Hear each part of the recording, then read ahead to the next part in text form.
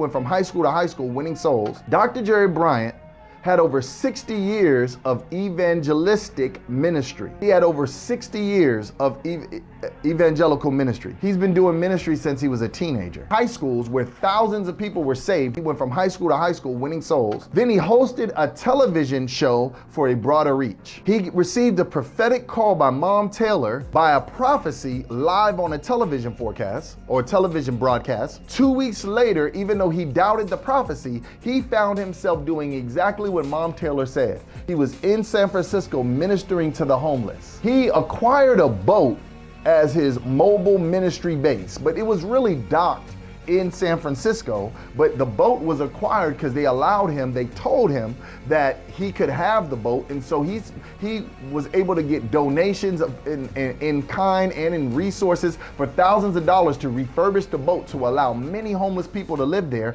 and they even had a section of the boat for those going through rehab and going through drug detox with a minister who was especially anointed to deal with those group of people. There were signs, wonders, and ministry expansion in Evangelist Jerry's ministry. Documented miracles among the homeless population, and they taught evangelism in the churches across Seattle in that boat. They would meet, I believe it was on Saturday mornings, and they would train the churches on evangelism. Then he later on founded Kingdom Life University, an accredited school to train evangelists. In Kingdom Life University, he had a mission to train up other evangelists, and it was called a MAT team, or MAT teams, M-A-T, Ministry Action Teams, that were in India and Pakistan, winning thousands upon thousands to Christ.